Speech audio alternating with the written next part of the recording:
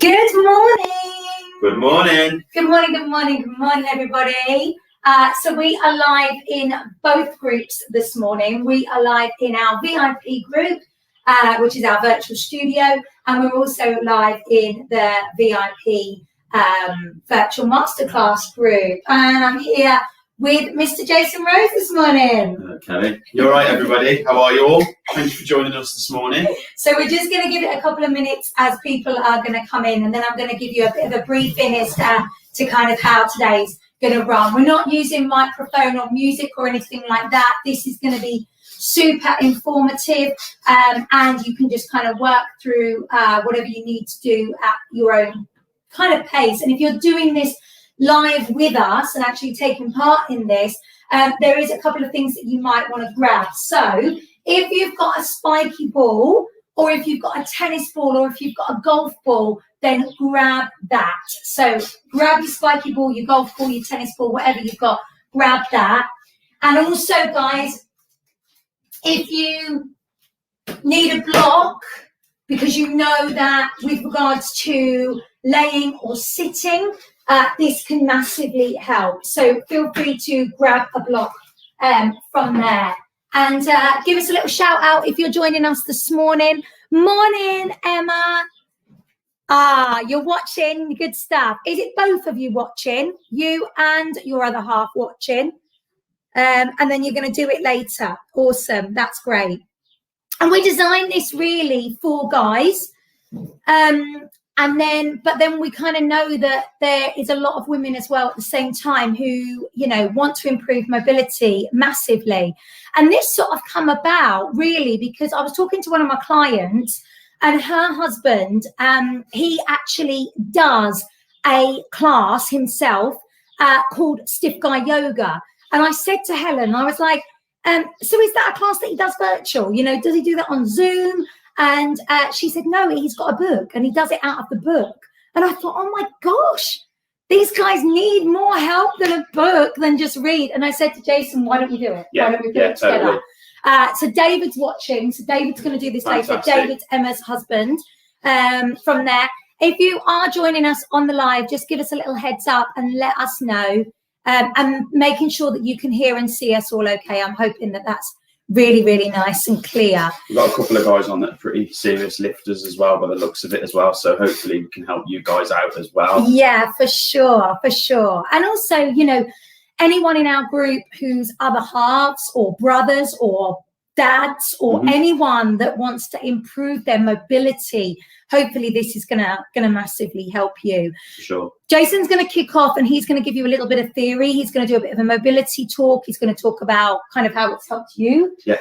And also talk a little bit about the importance. Hey, Matt, morning. How this is going to help, you know, you guys, those of you that want to help to improve your mobility, whether or not you train, whether you don't train, whether you do a sport. Totally. I mean, my client's husband, Steve, he's a fit guy. I mean, he doesn't do massive amounts, but he plays a lot of golf and he also plays a lot of tennis. But he's been an accountant for years and he's sat at a desk for years. So there's restrictions for there. Yeah. I'm then going to take over and I'm going to do a little bit of mobility standing work. I'm going to use the spiky balls and I'm going to focus mainly on upper body and shoulders. I'm also going to use some props. So I'm going to use some blocks. I'm also going to use a chair. And then Jason's going to kick off. We take over with back, hips and knees. So that'll be fantastic. Yep.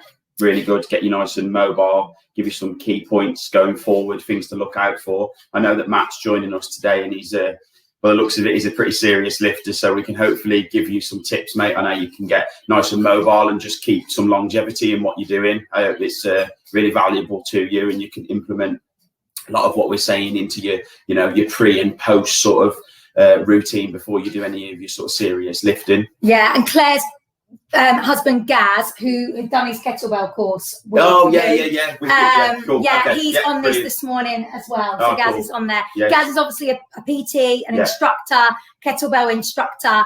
But just because you are an instructor or just because you lift doesn't mean that your mobility is going to be top dog. Yeah. And you found this really, didn't you, more than anything? Oh, yeah. Do you want to Yeah. talk about a little bit about how kind of you got into this? Yeah. I'll let Jason take over. Yeah, for sure. So, for myself, I always trained a hell of a lot. I powerlifted at a very high level, sort of at British level in powerlifting, and I kind of did it all really without any sort of mobility. I always believed that being tighter, being in a more locked in position was always the best way to lift, when in fact actually having a nice mobile, free, elasticated joint is actually muscle fiber is actually the best way to be. And I trained for many years without doing any sort of pre or post stretching, and what I found was over time I just seized up, and I had to look realistically about my future in competitive sport, and it wasn't going to be there if I didn't start to implement stretching and actually mobility into my regime. Now it's a crucial part of my training. It takes up just as much of my training as my conditioning, as my strength work, and as my muscular endurance conditioning work.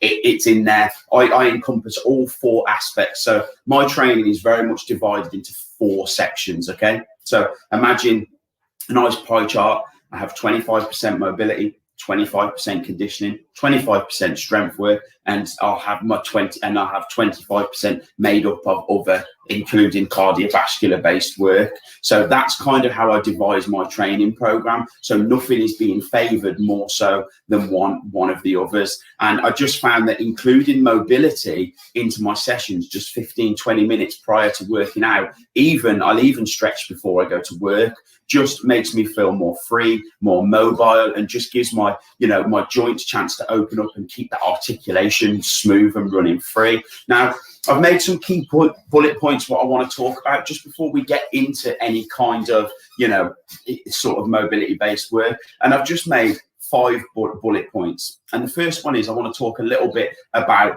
actually stretching itself and what that does for the muscle fiber. So a muscle fiber is going to have more force production, be able to generate more force when it's warm and it's more elasticated. A warmer, more elasticated muscle fiber is going to generate more force. Okay, so how does that transfer over into everyday life? Okay, if you're a lifter and you can generate more force production, you have a warmer, more elasticated, supple muscle fiber, your lifts are going to go up. In turn, through stretching and gaining mobility, you're improving connective tissue strengths around those joints. So your force production is going up, but also the structural integrity of the joints is going up as well. So as an athlete or as someone trying to become better, a guy trying to perform better, you're getting a 2-in-1. You're getting structural integrity, strength in the joint, and your muscular elasticity is improving. So you produce more force and you lift more weight. Okay, second one is joint health.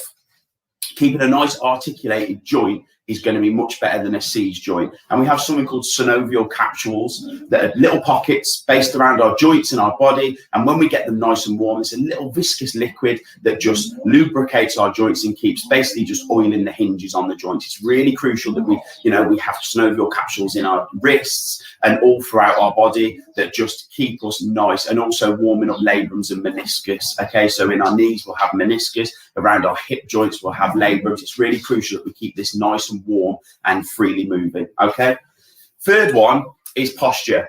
Okay, so for me, my posture has not been great. I'll be completely honest with you. I did a hell of a lot of static lifting, hell of a lot of squatting and deadlifting. And I found that I was quite lordotic, because the positioning in which you get yourself into when you perform any kind of static lift is generally quite lordotic. That is, however, if you don't remain with a nice neutral spine, breathing through your core. I never did. I just got myself in position, dropped my hips, and just hoofed the weight up. Having, really taken the time over the past years and, really delving into the nuts and bolts of the anatomy of the body, I've realized that this definitely is not the way to be lifting. And if you lift correctly, incorporate your posterior chain, open up in the right areas, and include the right muscle groups at the right time, your posture can improve through mobility and lifting. Okay, fourth one, functional movements. So I think really what it comes down to when it comes to lifting and mobility is, how does this help us better as just everyday life? Okay, forget the gym for the minute, forget lifting big weights. How is this going to help me be more functional? And when we talk about a functional movement, we talk about a squat, putting something on the top shelf, lunging down to feed your dogs in the morning, and without the creaks and the pains in your knees and the hips sore. These are all functional movements, things we do on a daily basis that are functional. You know, we squat down to sit, we put things on the top shelf, we bend down. These are all functional movements. And this is, in everyday life, we want to make this better. This is where we're going to notice a difference from doing our mobility. Okay, yes, our performance is going to go up if, you know, primarily our focus is on being gym-based and performing. But in a day-to-day running, how do you want to move as a more optimal, freely moving human? And I think fundamentally, releasing those, you know, that tension throughout the body and gaining mobility is just going to give you a better way of life. It's pointless being really strong if you can't get your seatbelt on. It's pointless being really strong if, like me, many years ago, I used to have to ask people to put my socks on for me. Yeah, I could pull a quarter of a ton. That's fantastic. In the morning, I either had to bring my foot to me or I had to go 1, 2, 3 and lean down to put my sock on. That really isn't practical, is it? Let's be completely honest. So forget what you can lift if you can't move in everyday life. And the fifth and final one really is your overall well-being. I think in general, it doesn't matter what you do sports-based, as long as you feel good in yourself and your overall well-being. Just being able to move in a frontal, a sagittal, a transverse plane, being able to move in this bubble around us, which is our movement sphere, is absolutely, you know, it's critical that we can bare minimum do that. And when you can get out of bed in the morning and these aches and pains that you once had, or, you know, are starting to diminish, are starting to go, you just feel so much better in life. That your overall well-being, if your body isn't letting you down and isn't a key contributor to you feeling rubbish, your overall well-being goes up, because this is the vehicle we've got for the rest of our life. We need to look after it. The dog's just come in. We need to treat it well, and it's going to play a massive role in our overall well-being. And when you know you have the confidence in your body because you're putting the things in place to make this happen, then you're just going to be able to go out and just crack on with the rest of your day. It's one last thing to worry about, wincing all day because you've got knee pain and you're taking paracetamol and ibuprofen, and your back's sore because you're constantly leaning forward in forward flexion, not engaging the muscles. And these injuries that you think you may have, these aches and pains, could be something as simple as just controlling your breath work and really focusing on the right muscles when you're lifting, you know, throughout your daily activities. And that's going to contribute massively to your overall well-being. Look after your body. It's the only place you have to live, and your whole well-being will go up, I promise you, because you can just apply yourself and know that you're confident to apply yourself to anything you want to in life, because your body is there to allow you to do it. Okay, I'm going to take over the baton and I'm going to talk feet first. Good morning, Nalza. Good to have you on board this morning. So I know we do this a lot within our classes. We focus on feet first, but it really is important to actually focus on letting the fascia within the feet relax and release. And that's because obviously your whole body is covered in this connective tissue, which we know as fascia. And if you think about the body almost being like a bowl that you would put your cling film round, and you tighten that cling film at the bottom, it then tightens the cling film all the way round the bowl. And that's exactly the same with regards to your feet. If the fascia is very tight on the bottom of the foot, it's going to affect every other part of you. So if you've got, you know, areas of your feet which aren't functioning properly, then essentially you'll find that, you know, possibly, you know, you might be resulting in your hip hurting or your back hurting or your shoulder hurting. And with regards to anyone who is trying to improve their mobility, whether they're male or whether they're female, the releasing of the feet is a huge benefit. But mainly, obviously, with regards to guys, because generally guys have bigger feet than females. And also they're in more restricted shoes on a daily basis. You know, we might be able to, you know, walk around bare feet within the fitness industry, which we are really lucky about. But, you know, if you're working in steel toe cap boots, or if you're working in, you know, shoes that are restricted every day, that's going to play a massive impact on you as well. It's going to lock up that mid-metatarsal joint, and it's going to change the way in which you're moving through the feet. So grab your spiky ball gown, and let's push this onto our right foot to start with. So I want to work in a linear fashion, first of all, pushing forward and back. And I want you to really allow as much weight as you possibly can to go into that foot. And I know it might tickle to start with, but the more weight you put onto it, the more pressure you put onto it, the better that's going to be. The, you know, kind of more you'll find that that's going to release for you here. So I'm gonna get you to think about working into the arch of the foot, round the heel, and obviously underneath the toes as well, as much as possible. So really try and get that foot to release. Now you could spend as long here as you wanted to. It's entirely up to you.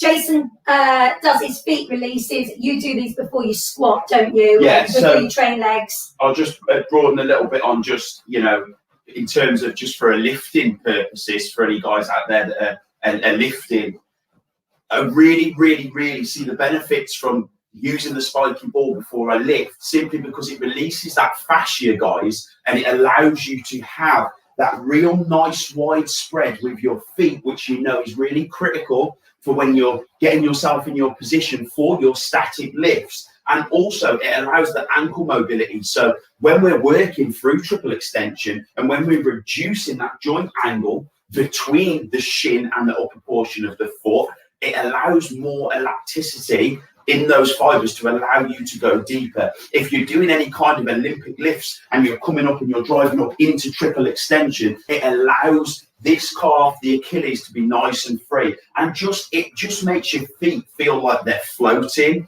I think it's sort of like become common practice to wedge our feet into the smallest, tightest possible shoes we possibly can, when in fact actually having a nice supple and broad spread of our toes with a nice wide fitting foot is actually better for when we're going to be performing lifts. We have a much more stable base, and we have a base that is actually more freely moving and supple, as opposed to tight and restricted. So I've just released the feet there. I've just gone from right to left, both feet. Now I'm going to actually put my heel down, let the ball go underneath my mid-metatarsal joint of my foot. My toes are going to be creeping off the edge. And I'm doing a little bit of trigger point release here. I'm doing a little bit of compression. So what I'm doing is I'm bending through the knee and I'm standing up. Now, if your balance is an issue and you need to hold on to something, absolutely fine. But I want you just to put a little bit of compression into that foot. Now, I understand that obviously if you're working with a tennis ball or you're working with a golf ball, these have not got the spikes on them, so you're probably not going to get that trigger point release as effectively as one of these prickly spiky balls. Coming down and up. And I'm just going to do that on both feet. The problem is, like Jason was saying, you know, if we're ramming our feet into shoes which are restricted, it ends up locking this mid-metatarsal joint, which kind of comes across the foot here. And when that's locked, then the foot won't move effectively. So obviously, if you're then walking, running, training, whatever it is that you're doing, and your foot isn't being allowed to move the way it needs to, it's then going to have a knock-on effect coming up through the body. So it will affect knee health, it will affect hip health, it will affect back health. And what we can also do is put it underneath the mid-metatarsal joint, put the other foot to the side, and we can start to work into our squats. And if you need to take those feet wider, and if you need to turn the feet out slightly, then absolutely do it. Heel down to try and get that underneath that mid-metatarsal joint, and do that on both sides. Coming up and through. And, you know, we've called this Stiff Guy Fitness Pilates. Both Jason and I teach fitness Pilates. I obviously tutor it. But a lot of this could be applied with regards to normal mobility, stretch classes. A lot of the principles that we're using are Pilates principles. And there's going to be, you know, release work that we're going to be doing through that, where we're using fitness Pilates moves to help improve mobility. But feet first. Do you want to add anything else about the feet, or are you okay with that? Yeah, that's absolutely sound. And the fact that you're using a slightly offset and a variant height just challenges that hip to open up a little bit more and bring it, without realizing you're actually starting to bring your hips into external rotation. And this is something you can do at the start of the day, at the end of the day. And remember that the fascia is connected throughout the whole body. So if we start releasing this fascia in the feet, it has a knock-on effect as we go up. And I always like to talk about the kinetic chain. The kinetic chain fundamentally being ankles, knees, hips, shoulders, and then up into the neck. I always try to base a lot of my stretches and a lot of my mobility work around those. And I generally do start with the feet, because the ankles is your first real point of call on your ladder for any movement. Whether you look at a basketball layup, whether you look at a kick or a punch or a squat or a deadlift, it all starts from the floor. Your point of contact and your force production is going to primarily be generated through that ankle. So if you have a nice, supple, freely moving ankle that has all the, you know, the strong supporting connective tissues around it, you're just creating a much more solid foundation to work off for the rest of your body. Okay, so I'm going to move up through. So if we're thinking about our perfect Pilates posture, I do want you to come into that position, but feel free, guys, to take the feet into a turnout position if that feels more comfortable for you. So we bring our feet together, we turn our toes out to the corners of the room, we realign our heels with our toes, and we take a moment to evenly distribute our weight. As always, we put tension into the muscle, not the joints. So we're not going to lock the knees. We want to bring our pelvis into neutral spine. So take a moment to rock the pelvis forward and back. And I know for a lot of chaps out there, this kind of articulation of the pelvis can be really a strange one to do, but also quite hard to fathom out what that movement is like to be able to move forward. Yeah. You struggled with it, didn't you? It felt to begin with for me. So guys, if you try this, it felt to me as though before, like I was trying to scoop underneath. Whereas what I actually found was if I make contact with my actual hips with my hand, and what I'm trying to do, just imagine you have headlights and you're just bringing those headlights forward. Okay, what is this actually doing fundamentally at anatomical level? What it's actually doing is it's bringing the pelvis through a greater range of movement and sitting it in a more neutral position so the load is spread down the spine evenly, as opposed to being in a lordotic position. If you look at the spine and you look at the way it's structured, an aggressive arch in the lower back when you're performing any kind of lift is seriously damaging, and is effectively going to lead you to disgeneration and herniation. So we really want to be focusing on getting, like Kelly said, getting this pelvis set in a nice, strong position before we begin any of our lifts. Being in this cocked back position C effectively, is over time going to be quite damaging. And if you're walking for long periods of time and you're in this position, it's going to be extremely fatiguing. And once you realize it and notice it more so in yourself, hopefully you don't have this issue where you sit with your pelvis tucked back.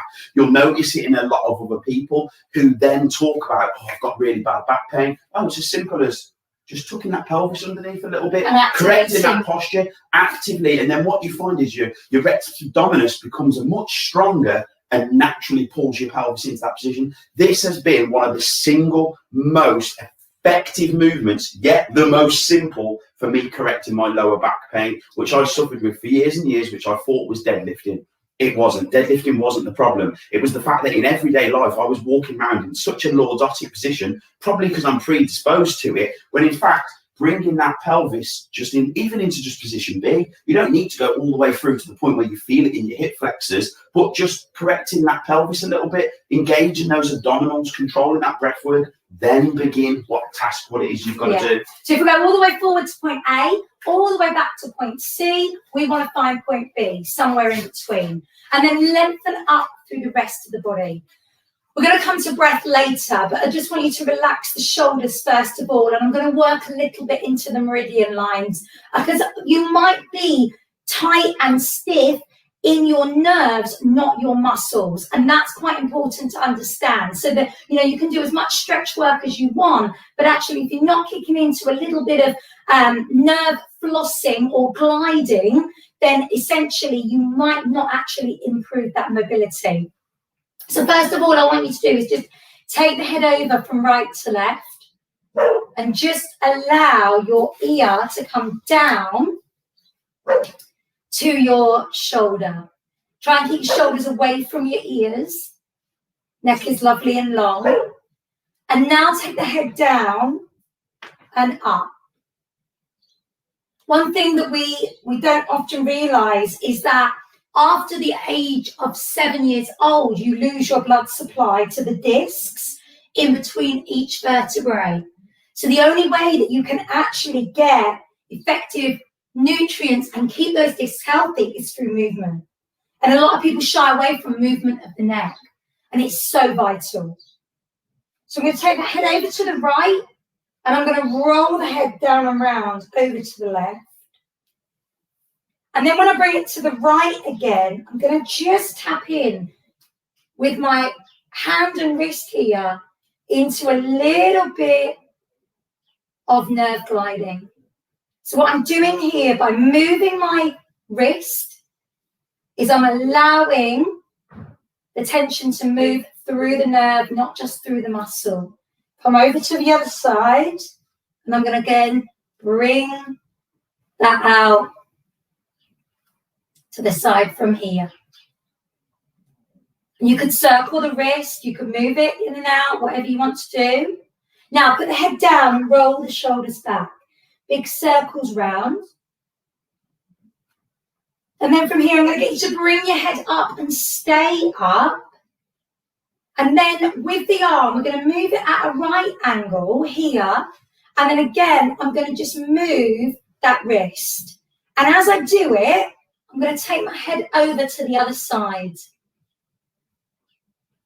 And then just move the wrist. I know this looks a bit weird. Stay with me, people. In and out. Okay, roll that head down and round. Over to the other side. Coming up. And then bringing that through. So we're just allowing the nerve to release first. Bringing that hand through and forward. And then release here and roll the shoulders. Let that loosen off. Okay, so from here, I'm going to allow that arm to lift and lower. We're going to work on the mobility in our shoulders. And if you are standing so that you can see yourself in a mirror, I want you to be really aware of how close you can get your arm to your ear without moving your head. So we're just going to move that arm up and down to start with. We're then going to move the arms open and close. So starting to tap into the chest a little bit more here. Think about it, guys, whether or not you want to have your hands facing forwards, or do you want to have your hands where your palms are down, or do you want to have it with your hands palms up? Now, palms up is a hell of a lot more harder, and you're required to have a lot more mobility through the chest, through the shoulders, because you are naturally retracting back there. Hit it on the diagonals. So again, you could have your palms facing forwards. You could have your palms down if you've got very limited mobility, and work on that first to eventually go with your palms up. From there, I'm then going to bring you into toy soldier. One arm up, one arm down. Your elbows are high, up at shoulder height, and I know this again might feel a little strange. And you could do both arms up in your toy soldier if you want to. Again, think about your range of movement. Think about your mobility here. I turn side on, you can see me. One up, one down. Shoulders are going to start to smart, and I know that. So when that feels good for you, just circle the arm out. And we want to think about those shoulders being mobile in all positions. These are big joints here. These are ball and socket joints. They've got the biggest range of movement in them. So we want to try to make sure we are staying mobile in all ranges of movement here. Come over, side to side. and just reaching through, allowing my back to start to mobilize as well into my sides of my waist at the same time. Good stuff. Now, again, depending on what you do, I'm going to go back to the feet, pedal push. I want you to think about the hands. You know, like for instance, my client's husband, accountant, sitting at a desk all day, typing or over devices, writing. Hands get very, very tight. And we want to improve our mobility of the hands. This is something that Jason suffered with quite a lot as well. He was getting trigger thumb and he gets carpal tunnel as well through previous jobs that he's done. So I want you to bring the hands together and then stretch them, the fingers as wide as you can. Now I'm doing my feet at the same time, and if that's a little bit confusing, anchor your feet down to the floor. But then what I want you to do is rotate through your wrists and really work on that mobility. So if, for instance, you know, you do a sport or an activity where you are using the hands, tennis, golf, any, you know, racket sports, anything like that, wrist mobility is vital. I've gone the other way, and I know that's going to be a bit weird, so stay with me. Bring the hands together, and I want you to push from right to left. So take your time there and see how that feels. Good work. Okay. From here, let that release. Now, I want to bring you into a move called thread like a needle. And we can do it standing or we can do it down on the floor. So if you want to come down onto the floor, just allow the body to relax, release, come down. And you're going to come to a box position. We're going to take our right hand up to our temple, and we're going to thread the elbow through the supporting arm, and then we're going to straighten the supporting arm as we lift up. So we bend the supporting arm as we go through, and then we're going to lift up. And guys, I'd like you to do 4 on one side and 4 on the other side, and keep alternating. Bending the supporting arm as you go through, straightening as you go up. Changing sides whenever you're ready. If you don't want to do it down on the floor, you can do it standing. Place your hands onto your thighs. Elbow up, and you can come through and then lift. Elbow high. So working on that range of movement here in the chest, in the shoulder, 4 repetitions one side, 4 repetitions on the other side. Now, we can tweak that slightly. Place your hand onto your back. Drop the shoulder down and then lift the shoulder up. So again, working through here, bending the supporting arm and then straightening the supporting arm as you come up. So if there is any issues with regards to shoulders and you aren't able to have the hands here, then absolutely you can place it onto the back. Over time, guys, I would love you to then increase that so that you can lift the arm fully and then lower that arm down. Full range of movement with your thread like a needle. Try and keep the hips as still as possible, and I know they're probably going to wiggle around a little bit, mine do. It's quite tight in your back. It's quite normal as you're coming up and through. Okay, so what I want us to do for kind of like now thinking about our mobility and our shoulders, and I'm going to just borrow Jason's chair for a moment, if I can. A great way of kind of helping with regards to the mobility and helping stretching through the shoulders, but also through the back. Place your hands onto a chair, come back to kneeling, and then actually allow your head to drop through. Now, those of you that do fitness Pilates with me a lot, you know I always talk about thumbs up. This makes a big difference. So what I want you to do is I want you to turn your thumbs up, let your head drop down, and then from there, hello Bentley, see if you can lift the arm up. That's hard. I know that's tough.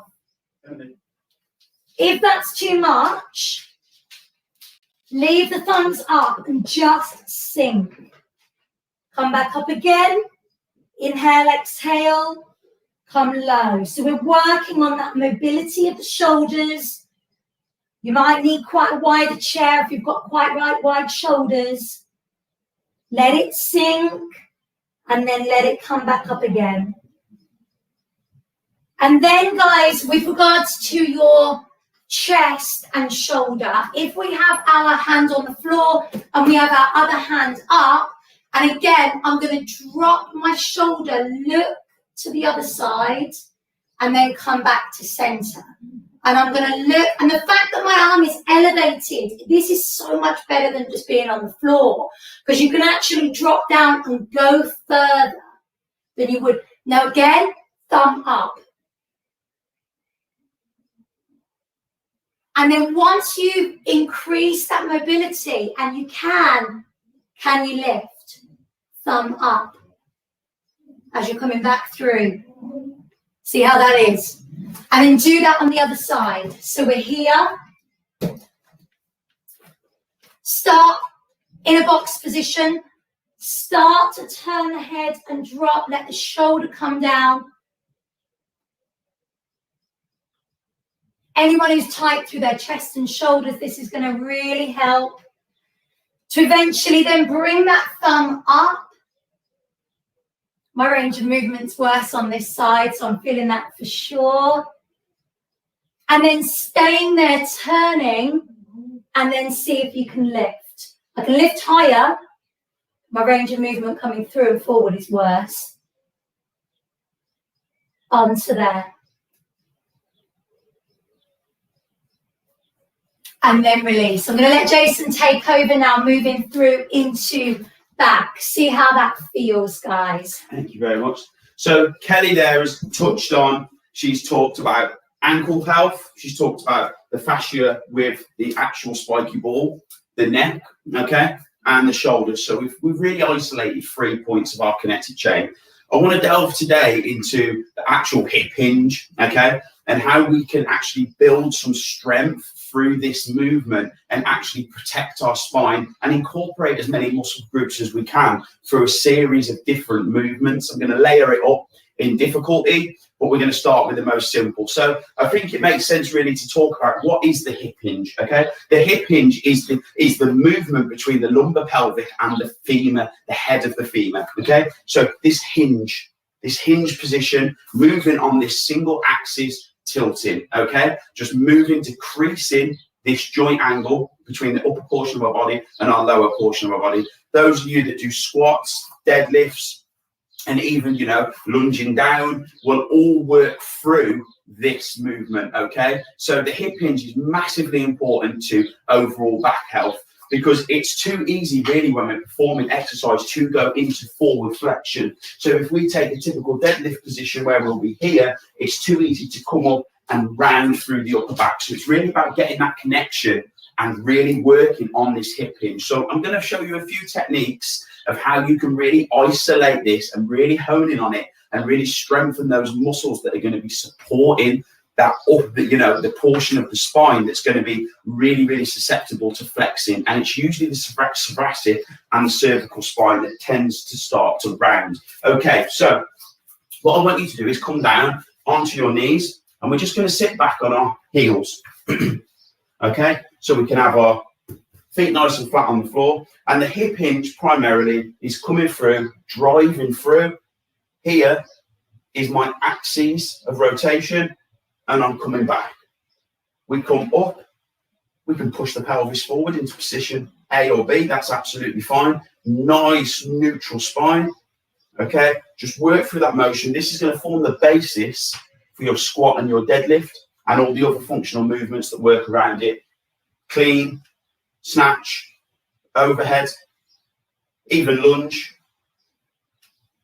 even Bulgarian lunges, RDLs, working through.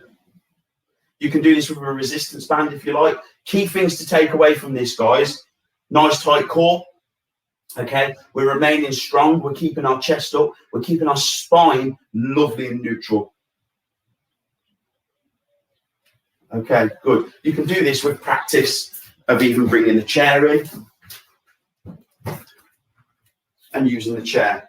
just coming down, touch, and up, working through that hip hinge motion. Okay.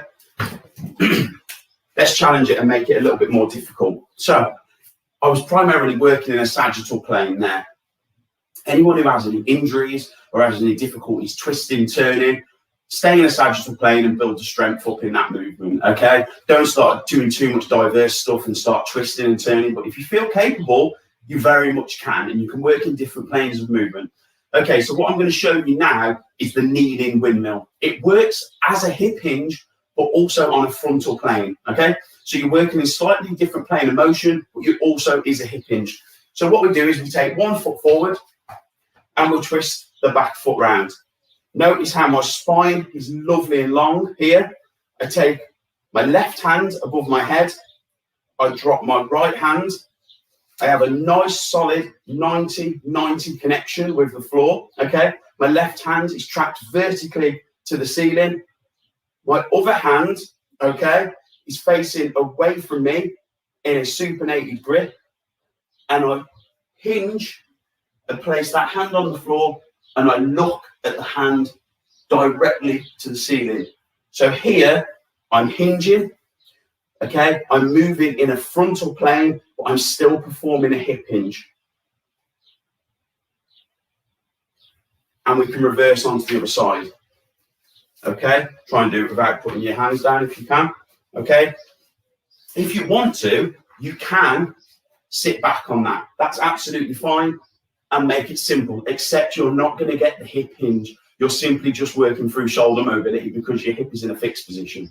Okay, so we've come up 90 degrees. We have that hand in a supinated grip facing away from us. We raise our right arm to the ceiling and we begin to drop. We face that hand. Fantastic for shoulder mobility as well as working through the hip hinge. Work through that for 8 repetitions and just tell me how that feels within yourself. How does that feel? Do you feel like you're tighter on one side? Do you feel like you're looser on the other side? And this is basically just a bit of an exaggeration of lateral flexion, except you're here and you're opening up the hip as well. Okay, great stuff. So we can bring ourselves to standing. Now we fundamentally understand at an anatomical level what's going on with this hip hinge. We can use this hip hinge when we're standing for many things, okay? So when we use the hip hinge in unison with the ankles and the knees, primarily 3 joints that are working in this upright position, we know that we can break at the hips, okay? Nice neutral spine. We don't compromise our integrity of our spine here, and we work in unison with our knees and our ankles to come down, okay? So what I want you to do is take 1 foot over the other. This is going to massively help improve the elasticity of the hamstrings. Again, this is a hip hinge, except you've taken 1 leg over the other. So it is fundamentally going to, it is going to favor one hamstring more than the other, okay? And all we're going to do is remember to hip hinge down. Our back is lovely and long. The only problem with this exercise, if you go too deep, is watch what's going to happen, okay? When I go from a nice neutral spine and I try to collapse down, look what's happened with my spine. I've gone into forward flexion, which is what we're trying to promote not doing. So for the perfect hamstring stretch, just simply come down for the knee and keep the back in a nice neutral position. That's more than sufficient. When we try to increase that angle, it's physically impossible for us to move past this position without rounding our back. So just go to your nice suitable depth till you feel like you're starting to go into forward flexion. Then you're compromising your spinal health. You're starting to open up them intervertebral discs. And if you're under load, it's going to result in some kind of bulge or herniation. Hopefully nothing if you're lucky. Okay, so standing in this position now, I just want to take it to what would effectively be sort of the most extreme type of hip hinge that you could do. It's a move taken with a kettlebell, but adopted over into using just your body weight. So we're going to stand, guys. We're going to take our feet out, point our toes to the corner of the room and match with our heels. We're going to turn both feet 45 degrees in one direction. Okay, nice soft knees. Allow yourself to have nice soft knees here. Left hand in a supinated grip. Drop it down onto the thigh of the leading leg. Okay, take the right hand above the head. This is called a side windmill. Okay, and we're going to look at this hand that's vertical in the ceiling. This hand stays lovely and long, and we begin to hinge over. Soon as you feel like that lateral flexion is beginning to take your spine over, you've reached your limit. And as far as you can go in a neutral spine, okay? And what I mean by that is lovely and long with no bend in it. So we're here,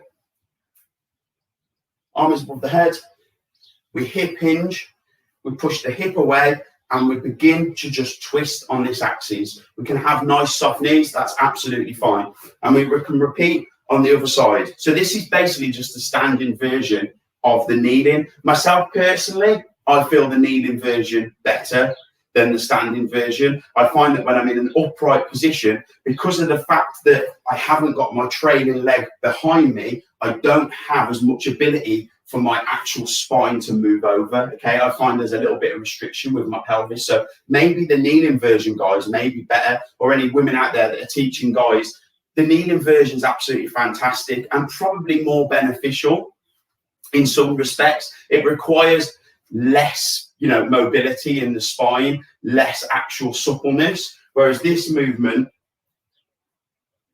requires you to be quite supple, but you can bring your clients onto this as a progression.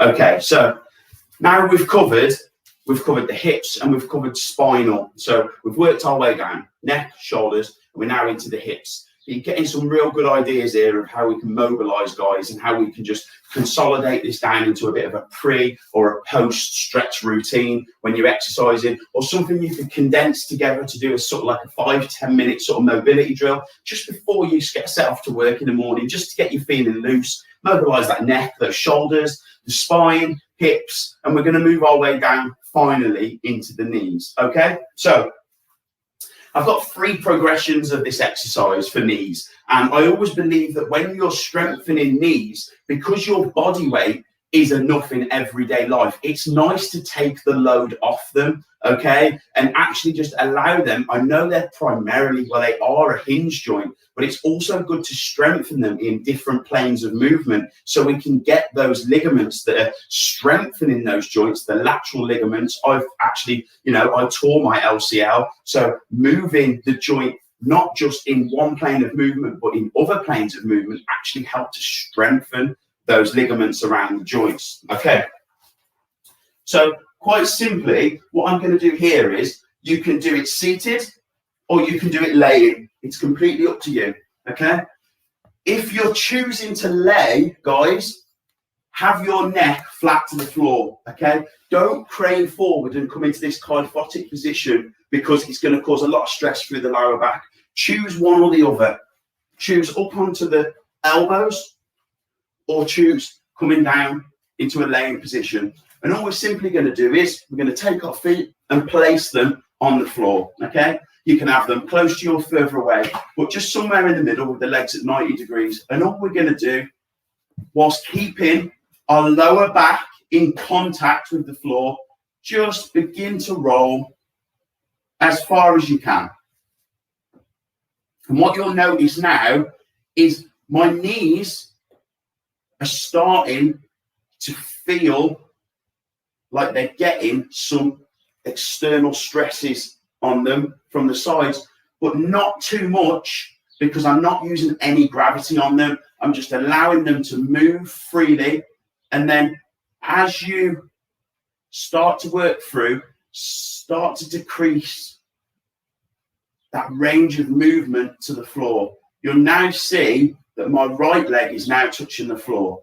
If you want to try and get both knees to touch the floor, which is quite difficult, just go a little bit wider and just allow, without compromising your spinal position and your hip position, to just drop to the floor. Okay, how can we make this a little bit more challenging? We can bring our legs, our knees closer together. We can rock over and we can take one leg over. return our feet to the floor and over. We can take our legs off the ground here and start to move through, taking one leg over, rotating, and finally we can make this even more challenging by taking one leg over, okay? And all we're looking to do here is using our breath work, focusing on keeping our hips nice and tight to the floor, allowing the rotation to come through the femoral head and the knees, and we're just moving over and we just drop. We can go the other way. Some people don't find it comfortable going the other way. I would always advise just lead with the foot, the sole of the foot, and go in that direction. We can hold this, that's fine. You'll notice you're starting to get a stretch here through your hip flexor. Some people will feel it in their glutes, their piriformis. It all depends where you're tight. And then you can simply switch over, and you'll definitely notice that you're more supple on one side. Okay, this can be done here as well, up on the elbows. We can rock through. See whichever feels more comfortable for you.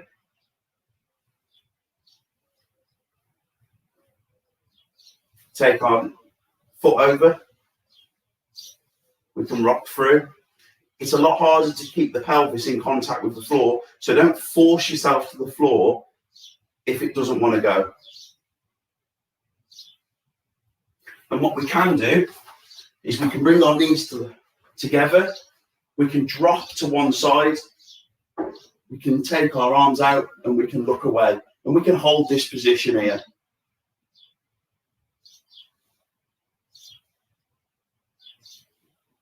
We can inhale, exhale, and drop.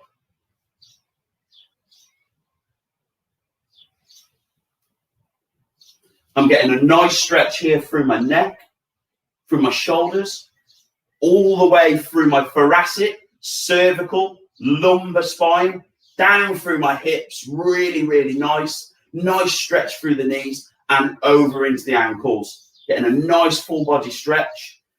And from here, we can just bring our knees together, folks. Push away and go for a nice big full body stretch. Push the soles of the feet away and the hands of the feet. Pull these fingers together, interlock, and push these elbows nice and close to the head. Make ourselves as long as possible. Good work. And release. And in your own time, just bring yourself back to standing. I was just going to tap in a little bit on there as well, to focus a little bit on shoulder bridge as well, and just to enhance the flexibility of latissimus dorsi, so the lats and of the shoulders, which can be done either kind of before or after what Jason was just doing there. Don't do this with a block behind the head. If I just bring you down to the floor, have your feet as wide as you wish, again, like Jason was doing. And then what we want to do is try and get the pelvis to tilt under, come through, lift the arms up above the head. You're going to leave those arms there, lifting up into like a ski slope shape with the body. And then what your job is to try and keep your hands there and roll the back down vertebrae by vertebrae. As your coccyx then hits the floor, arms then come down by your side. Now, this will probably take a little bit of homework, gang. When Jason and I first met, and I was kind of helping him with regards to his range of movement in his shoulders and in his back, literally, he couldn't get his arms back onto the floor. And then when he could get his arms back on the floor, he couldn't keep them and articulate the back down vertebrae by vertebrae. Yeah. It has been a lot of homework that you've had to do. Yeah, because primarily I've got so used to being in this position, that anything here seemed like it just wasn't a comfortable position for me to be in. But it has improved your overhead press, hasn't it? Yeah, overhead press. Yeah, most definitely. Yeah, for sure. From Snatch there. grip overhead press now is really, really comfortable, and it's all about loosening off through these lats, allowing them to relax, allowing the trapezius to actually work through a range of movement as well, and also getting scapular elevation, which is massively, massively important in everyday life. And a way that you can help to improve that, obviously, is to do the move, but also you could flip it around onto your fours, hands under shoulders, knees under hips, and then work through cat to cow, which is something that you actually do every day, don't you? Every single day. Yeah. So belly button up to the ceiling, head and neck dangles down, belly button down to the floor, look to the ceiling as much as you can, stick your bottom out, lifting and working through there. And then once you've been able to become a little bit more flexible through the back, you'll find you can take the knees wider, sink back, walk the fingertips along the floor, and come down into this kind of child's pose position. Yeah. Hands then can come over to one side, other hand on top, feel the release. And then changing over to the other side. And then bringing that back to center. And all of these different mobility drills are going to be hugely beneficial to do as many repetitions as you possibly can. Take time over it, use the breath, and the way that we can enhance these is to actually bring in a little bit of an exhale into the stretch to go a little bit further. Breathe into it. So kind of exhale as you're working through the stretch to help to release, and that will be, again, really, really beneficial. Never be afraid, guys, of using a block. And I was going to just show, if you need to have that block underneath the head when you're in a side lying position or when you're laying on your back. Don't use this when you do shoulder bridge, though, guys. But if you are laying on the back, then you need something underneath the head to pillow the head to bring that neck into alignment. Feel free. Anytime you're seated, if you've got limited mobility in your back and your hamstrings, sitting on a block, again, will be hugely beneficial.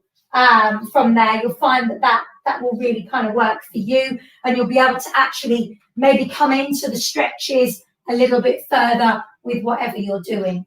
Okay, but we hope that that's touched on a little bit of mobility for you, a little bit of help, some support there for those of you that really struggle with your mobility as kind of like the first point in call.